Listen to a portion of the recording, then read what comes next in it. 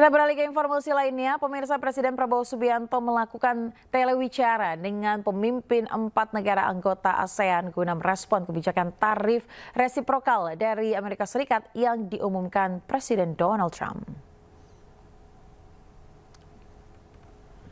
Telewicara dilakukan Presiden Prabowo Subianto dengan pemimpin 4 negara anggota ASEAN, diantaranya Perdana Menteri Malaysia Anwar Ibrahim, Sultan Brunei Hassanal Bolkiah, Presiden Filipina Bongbong Marcos, dan Perdana Menteri Singapura Lawrence Wong, di mana 5 pemimpin negara ini membahas respon atas kebijakan tarif resiprokal atau timbal balik dari Amerika Serikat yang diumumkan Presiden Donald Trump. Sebelumnya Trump mengumumkan penerapan tarif minimal 10% terhadap semua impor barang dari seluruh dunia, termasuk Indonesia, yang dikenakan tarif impor 32%. Selain Indonesia, tarif resiprokal dikenakan Amerika Serikat terhadap negara-negara ASEAN lainnya, diantaranya Malaysia dan Brunei Darussalam sebesar 24%, Filipina 17%, hingga Singapura sebesar 10%.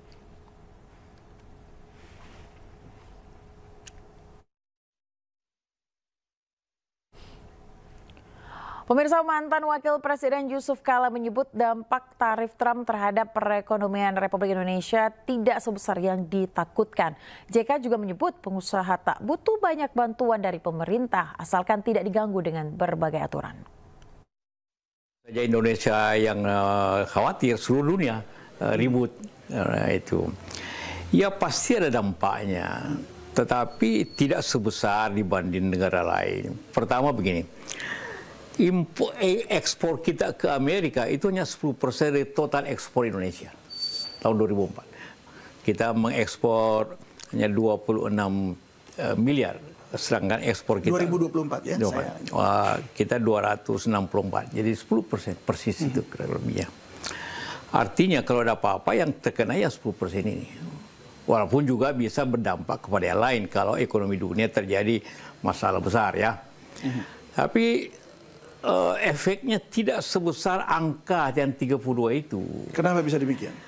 Karena yang masalah di yang aturan yang dibuat oleh Trump itu tarif impor. Artinya kalau kita istilahkan di Indonesia biaya masuk.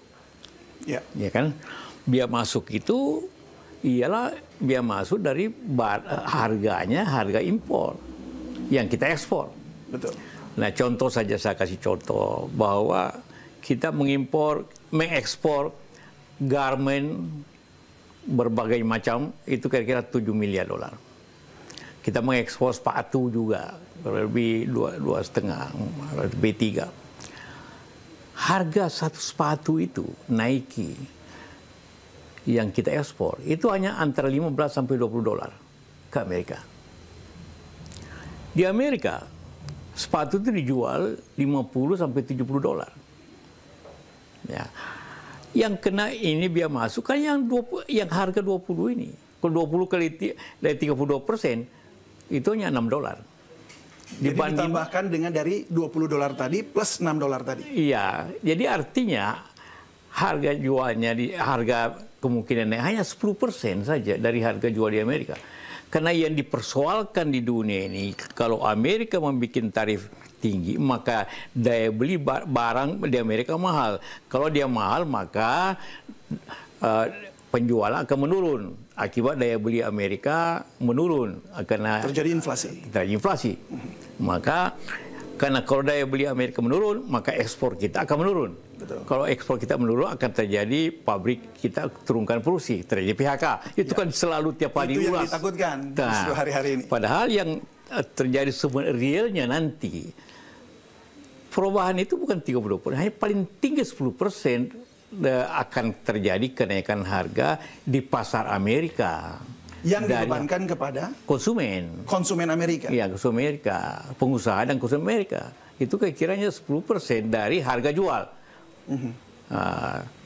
Harga selama ini orang Amerika beli sepatu dengan harga 60 dolar contohnya. Sekarang harus beli dengan 66. Karena tambah biaya masuk realnya itu. Itu pun 66 bisa saja diefisienkan oleh para pengusaha. Mungkin hanya terjadinya naikkan $5, 5 apa. Jadi efeknya tidak sebesar apa yang kita sering bicarakan. Para pengusaha sebenarnya harapannya kepada pemerintah tidak banyak. Yang penting ialah jangan diganggu. Tidak usah dibantu banyak, tapi jangan diganggu. Berbagai aturan, berbagai sikap-sikap masyarakat dan sebagainya. Dengan cara itu dia akan bekerja dengan baik.